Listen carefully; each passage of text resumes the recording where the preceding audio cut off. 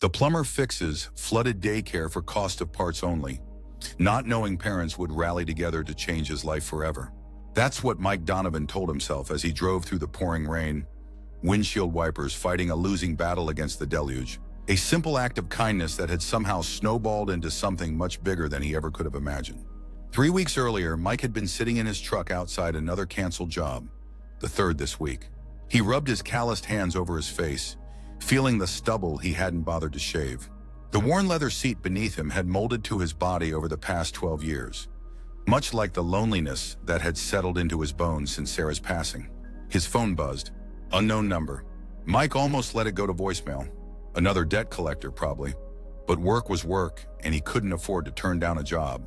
Not anymore. Donovan Plumbing, he answered, trying to sound more professional than he felt in his coffee-stained t-shirt.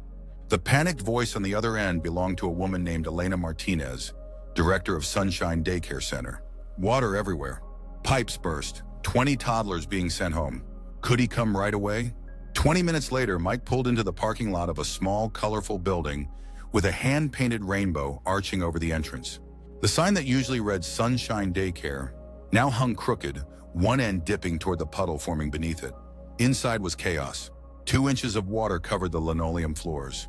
A young woman, presumably Elena, was directing a small team of teachers who were moving plastic bins of toys to higher ground. A few lingering parents were collecting soggy artwork and tiny rain boots. Mr. Donovan? Elena rushed toward him, dark curls plastered to her forehead, eyes wide with a mixture of relief and panic. Thank you for coming so quickly. Mike nodded, already assessing the damage. Show me where it started. The burst pipe was in the bathroom, an ancient piece of plumbing that had finally surrendered to years of pressure and neglect. As he examined it, Mike could hear Elena on the phone in the hallway, her voice breaking as she explained the situation to someone. No, I understand. Yes, but the children can't. A pause. $5,000. But the insurance deductible is... Another pause. I see. Thank you for your time. When she returned, her shoulders had collapsed inward like a folding chair. Mike recognized that posture. He'd seen it in the mirror every morning since Sarah's medical bills had started arriving after the insurance ran out. Bad news? He asked, though he already knew the answer. Elena pressed her lips together and nodded. The plumber I usually call gave me his quote. We don't have that kind of money in our emergency fund, and our insurance deductible is $3,000. She glanced around at the waterlogged room. I'll have to close until we can raise the money, which means these kids have nowhere to go, and their parents. She broke off, blinking rapidly. Mike thought about his own empty bank account, about the mortgage payment he'd already missed twice, about Sarah's voice in his head telling him not to be an idiot. Then he thought about 20 families suddenly without childcare, and about the teddy bears he'd just seen floating across the classroom. I can fix this, he said, surprising himself almost as much as Elena. Just pay for the parts. I'll waive the labor. The look of disbelief on Elena's face almost made him smile. Almost. You can't be serious, she said. Mike shrugged, already rolling up his sleeves. It's just time. I've got plenty of that these days. He worked through the night, replacing not just the burst pipe, but several others that were on the verge of failing. The building was old, the plumbing a patchwork of repairs done on the cheap. By morning, when Elena returned with coffee and a bag of still warm bagels, Mike had removed most of the standing water and identified all the major issues. You've been here all night? She asked, handing him a steaming cup. Mike accepted it gratefully, the warmth seeping into his perpetually cold fingers. Figured it would be better to get it done before the kids come back. Elena's eyes softened. The kids aren't coming back today. We're closed until we can get everything dried out, replace the damaged materials. She gestured to the soggy drywall, the bubbling laminate flooring. This is going to take weeks and money we don't have. Mike took a long sip of coffee, considering. I know some guys, construction guys, might be able to get you a deal on materials. Why are you doing this? Elena asked, studying him with an intensity that made Mike shift uncomfortably. He focused on a spot on the wall. My wife, Sarah, she was a preschool teacher. Loved kids. The words felt rusty, unused. He rarely spoke of Sarah to anyone. She would have hated to see all those little ones without their school. Elena didn't press for more, and Mike was grateful. Instead, she nodded and said simply, she sounds like she was a wonderful person. She was, Mike replied and turned back to his work. Over the next few days, Mike called in every favor he'd accumulated in 20 years of plumbing. A contractor friend agreed to replace the drywall at cost. Another buddy in flooring offered remnants from a recent hotel renovation. Mike himself spent every spare hour at the daycare, working alongside whoever showed up to help. Word spread among the parents. A father who worked in construction brought his crew one evening. A mother who owned a cleaning service arrived with industrial fans and dehumidifiers. Someone set up a meal train, and every day at noon, lunch appeared for the workers. Mike noticed but kept his head down, focusing on the task at hand. He wasn't good with gratitude or attention. It made his skin feel too tight, like a shirt that had shrunk in the wash. One week into the repairs, he arrived to find Elena speaking with a small group of parents in the parking lot. They fell silent when they saw him, exchanging glances that made the back of his neck prickle. "Morning," he said, nodding awkwardly as he passed. "Mr. Donovan," one of the mothers called. Jasmine, he thought her name was. Her daughter was the one with the butterfly barrettes. "We'd like to speak with you when you have a moment." "I'm not much for meetings," Mike said, already reaching for his toolbox. "It's important," Elena added. Something in her voice made him pause. 5 minutes later, Mike sat uncomfortably in a tiny adult chair in what had once been the daycare's reading corner. Around him, a semicircle of parents watched expectantly. "We know what you're doing here," Jasmine began. "Elena told us about your offer to work for just the cost of parts." Mike's ears burned. "It's nothing," he mumbled. "It's not nothing," said a man Mike recognized as the construction worker who'd brought his crew. "You've saved this place thousands, and you've saved us all from having to find new childcare," added another mother, bouncing an infant on her hip. "Do you know how hard it is to find quality daycare in this town? Impossible. We want to help," Jasmine continued. "Not just with the repairs, but with you." Mike's head snapped up. "I don't need help." Elena stepped forward. "Mike, I hope you don't mind, but I noticed the name on your invoices. Donovan Plumbing and Heating." She hesitated. "I looked it up. You were used to have a real business, didn't you? A shop, employees." The silence stretched taut. Mike stared at his hands. "That was before Sarah got sick," he finally said. "Medical bills, you know how it is. Had to downsize. It's just me now. We'd like to change that," Jasmine said.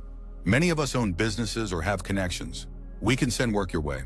Real work, not just emergency calls at midnight." Mike didn't know what to say. He'd been surviving, not living, for so long that the concept of rebuilding felt foreign, like a language he'd once known but had forgotten. "Just think about it," Elena said gently. "You've given us so much. Let us give something back." That night, Mike sat in his empty house, surrounded by Sarah's things he still couldn't bear to pack away. Her favorite coffee mug on the counter, her gardening gloves on the hook by the back door, waiting for hands that would never fill them again. "What do you think, Sarah?" he whispered to the quiet room. "Am I crazy to even consider it?" The silence that answered him felt different somehow. Less hollow, more contemplative, as if the house itself was considering the question along with him. 2 days later, Mike received his first official referral, a complete replumb of a local restaurant owned by the uncle of one of the daycare kids. The day after that, a call came for a water heater installation at the sister's house of another parent. Meanwhile, the work at the daycare continued. What had begun as emergency repairs evolved into a full renovation. Parents brought skills, materials, and connections. A mother who worked in interior design created a new layout for the classrooms. A father in IT donated new tablets for the learning center. Mike found himself at the center of it all somehow, directing crews and coordinating schedules. Skills he hadn't used since before Sarah's illness emerged like dormant plants after a rain. One evening, as he was locking up the daycare, Elena appeared beside him, 2 cups of coffee in her hands. "You're still here?" Mike asked, accepting the offered cup. Elena smiled. "I'm always the last to leave. Director's privilege." They sat on the front steps, watching the sunset paint the sky in hues of pink and orange. The air had the crisp, clean scent that comes after rain, of renewal and possibility. "The parents are organizing something," Elena said after a comfortable silence. "They won't tell me what, but they're up to something." Mike groaned. "Not more business referrals, I hope. I'm already having to think about hiring help." Elena's eyes lit up. "Really? Mike, that's wonderful." He hadn't meant to share that. The idea had been rattling around in his head for days, but saying it aloud made it real in a way that was both terrifying and exhilarating. "Maybe," he conceded. "If things keep going this way." "They will," Elena said with certainty. "You're good at what you do and you're a good man. People recognize that." Mike felt heat rise to his face that had nothing to do with the coffee. He wasn't used to compliments, especially not delivered with such straightforward sincerity. "I should go," he said, standing abruptly. Early start tomorrow. Elena nodded, not seeming offended by his sudden departure. Good night, Mike. The following Saturday, Mike arrived at the daycare to finish the last of the bathroom fixtures. The parking lot was unusually full for a weekend. As he approached the entrance, the double doors burst open and a crowd of people spilled out. Surprise! They shouted in unison. Mike froze, his toolbox heavy in his hand. Parents, children, and staff stood before him, grinning widely. Behind them, a banner stretched across the building. Grand reopening and thank you, Mr. Mike. What is this? He managed to ask as Elena stepped forward. We're reopening on Monday, she explained, and everyone wanted to thank you properly. Before Mike could protest, he was enveloped in a wave of gratitude. Parents shook his hand, children presented him with handmade cards, and someone pressed a plate of food into his hands. In a daze, he was led inside. The transformation was complete. Fresh paint brightened the walls, new flooring gleamed underfoot, and the children's artwork had been professionally framed and hung throughout the space. This is amazing, he said to no one in particular. You all did this? We had help, Jasmine replied, appearing at his elbow. But there's more. Come outside. Confused, Mike followed her back to the parking lot. There, parked in the spot nearest the door, was a van. Not just any van, a plumber's van, professionally outfitted with racks and storage, and on its side, freshly painted, Donovan Plumbing and Heating. Mike's knees nearly buckled. I don't understand. It's yours, Jasmine said. From all of us. I can't accept this. Mike protested weakly, even as his fingers reached out to touch the lettering. You have to, came a voice from behind him. A tall man in a business suit stepped forward, hand extended. I'm David Chen, Jasmine's husband. I own Chen Motors across town. This van was in our fleet, barely used. The parents pooled resources for the conversion and equipment. But why? Mike asked, genuinely bewildered. It was Elena who answered, moving to stand beside him. Because you saw people in need and helped without hesitation. Because you gave us back our daycare. Because sometimes, Mike, people want to be part of a story about kindness coming full circle. A small hand tugged at Mike's pant leg. He looked down to see a little girl with butterfly barrettes. Jasmine's daughter, Lily. Mr. Mike, she said solemnly, offering him a folded piece of construction paper. I made you this. Mike knelt down and accepted the card. Inside was a crayon drawing of a man with a tool belt standing next to a rainbow-colored building. Written in a child's careful printing were the words, "Thank you for fixing our school." Something broke open inside Mike's chest. A dam he hadn't realized was holding back so much. Tears sprang to his eyes, unexpected and unstoppable. Thank you, Lily, he managed to say, his voice rough. When he stood, the crowd had grown quiet, watching with gentle understanding as he struggled to compose himself. I don't know what to say, Mike admitted. Say you'll accept, Elena suggested, her own eyes shining. Say you'll let this community help you rebuild, the way you helped us. Mike looked around at the faces watching him. Parents who had coordinated their schedules to bring meals to workers, children who had lost their safe space and now had it back again. Elena, who had somehow seen something in him worth believing in. Sarah would have loved this moment. She would have squeezed his hand and whispered, See? I told you good things come back around. Okay, Mike said finally. Okay. A cheer went up, and suddenly Mike was surrounded by people again, but this time he didn't feel the urge to retreat. Instead, he found himself laughing, accepting handshakes and hugs, listening to parents tell him about friends and family who needed plumbing work done. Later, as the celebration continued inside, Mike stepped away for a moment of quiet. He found himself in the reading corner, now transformed with new cushions and bookshelves. On the wall hung a plaque, the Sarah Donovan Reading Nook. His breath caught. How did you? I hope it's okay, Elena said from the doorway. The parents wanted to honor her too. Mike traced his fingers over Sarah's name, feeling her presence more strongly than he had in years. It's perfect, he whispered. Elena moved to stand beside him. I know this has been overwhelming. In a good way, Mike assured her. I've been alone for so long. I forgot what it feels like to be part of something. Well, get used to it, Elena said, bumping his shoulder gently with hers. You're part of the Sunshine family now. We don't let our own disappear.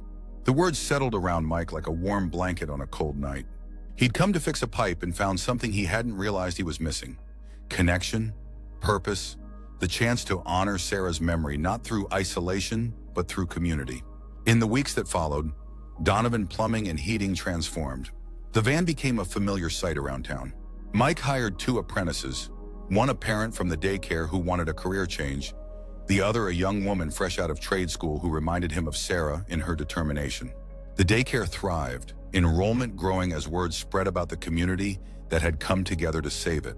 Elena installed a bulletin board in the entryway where parents could post needs and offers of help, creating a network of support that extended beyond childcare. And every Friday afternoon, Mike stopped by the daycare with his toolbox, ostensibly to check the plumbing, but really to read a story in the Sarah Donovan reading nook, surrounded by wide-eyed children who called him Mr. Mike, and didn't mind when his voice caught on certain words. Sometimes when the last child had been picked up and the daycare grew quiet, Elena would join him for coffee on the front steps. They'd talk about their days, about the business, about Sarah sometimes. Mike found that speaking of her became easier, the memories less painful and more precious with sharing. 6 months after the flood, Mike stood in his newly expanded shop, surveying the shelves stocked with supplies, the desk where his office manager, another daycare parent, kept the books, the wall of photos showing his team at various job sites. His phone buzzed with a text from Elena. "Pipe leaking in kitchen. Not emergency, but could use your expertise. Dinner after?" Mike smiled, typing back, "On my way." As he climbed into the van, his van, Mike thought about how a single act of kindness had rippled outward, returning to him multiplied. He thought about how the waters that had nearly destroyed Sunshine Daycare had instead washed away the walls he'd built around his grief, allowing new growth. And he thought about what Sarah had always told the children in her classroom. When you help others, you help yourself grow. She'd been right, as she so often was. Mike had fixed a flooded daycare for the cost of parts only, not knowing parents would rally together to mend his broken life in return, not knowing that in saving their children's second home, he would find his way back to belonging. As Mike drove through town, windows down to catch the spring breeze, he noticed how many homes and businesses he now recognized. The Chen's house where he'd installed new bathroom fixtures, the restaurant where he'd replumbed the kitchen, the salon owned by Jasmine where he'd fixed the water heater. Each building held not just pipes and connections he'd repaired, but people and relationships that had, somehow, repaired him. At a red light, Mike glanced at the passenger seat where Sarah's gardening gloves now lay. He'd finally taken them from their hook by the back door, not to pack away, but to use. This weekend, he planned to plant flowers in the daycare playground, marigolds and zinnias, Sarah's favorites, bright and resilient. The light turned green. Mike drove on toward Sunshine Daycare, toward Elena, toward the future he hadn't expected but had somehow found. One pipe, one connection, one day at a time.